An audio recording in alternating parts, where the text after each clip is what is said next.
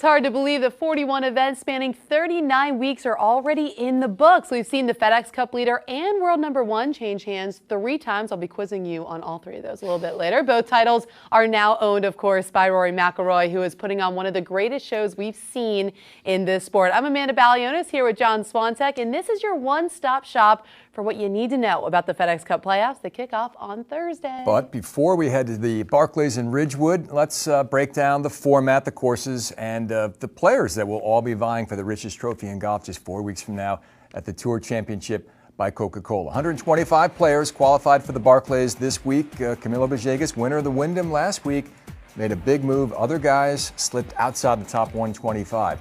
Deutsche Bank Championship field of 100, then 70 for the BMW Championship out of Cherry Hills in Denver this year, and then 30, all with a mathematical chance to win the Cup in Atlanta. So let's take a look at the 4 courses you're about to see over the next month. They are no joke. They're all really long. The venues are beautiful. I can't wait to see what goes on in Denver.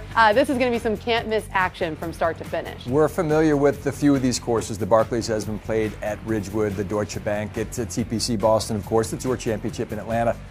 But the wild card, the curveball in the rotation, is Cherry Hills in Denver. It's 7,300 yards and change at altitude. A lot of history here. We remember Arnold Palmer winning the U.S. Open in 1960. And of course, Phil Mickelson, U.S. amateur champion at Cherry Hills back in 1990.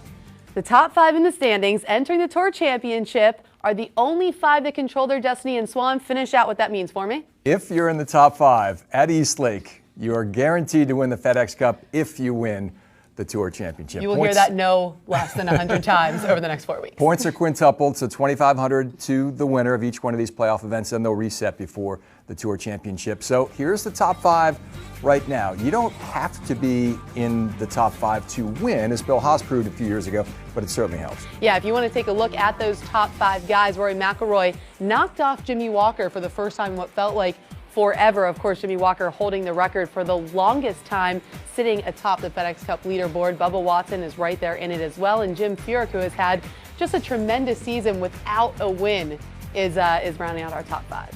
Some notables who are a little further down the points list. We won't call them sleepers because there's some high-quality players there. Zach Johnson, Webb Simpson, Adam Scott, Ricky Fowler, of course. Haas, a past champion. Mickelson at 45th. Strange to see him there. Hunter Mahan has played every single playoff event since the inception of this series, and Henrik Stenson defends the FedEx Cup. He's 70th in the standings.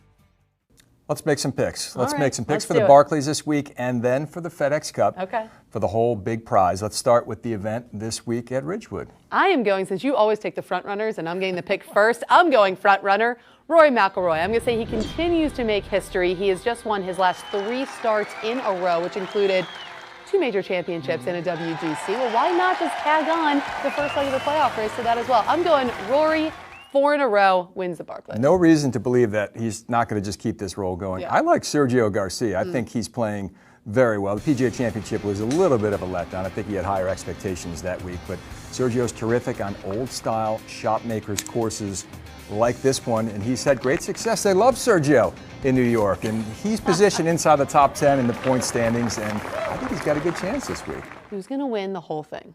Go ahead. You're going to let me go first Absolutely. twice? Chivalry is not dead. All right, I'm going to go Jim Furyk. We talked about it earlier. He has had so many runner-up close calls this year. He's won the Tour Championship before.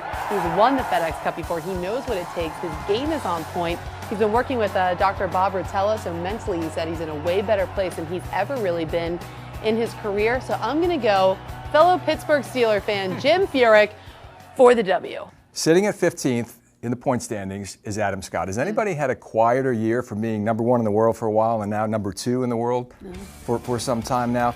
I think, as we saw with Bill Haas, you don't have to be in the top 5. I think Scott will play his way into the top 5 by the Tour Championship. I think he's had a really strong season, and with all the anticipation and the excitement about McIlroy and how phenomenally he's played, everybody else is just kind of lurking. I mean, those guys from 5 to 20, and I think Scott, right in the wheelhouse there at 15, is going to rise up and take the cup. So let's take a look at where you can find all of this action, and it will be action-packed for 4 straight weeks. The Barclays you can find on Golf Channel and CBS, Deutsche Bank Championship, also on Golf Channel and NBC. BMW Championship is the same. We will round out the 2013-2014 season at the Tour Championship by Coca-Cola. which can also be found on Golf Channel and NBC. And of course, live digital coverage on PGAtour.com. Featured group coverage. We'll do a group in the morning and a group in the afternoon from all of our playoff events. It's going to be a lot of fun beginning this Thursday at Ridgewood outside the Big Apple. Enjoy the FedEx Cup playoffs.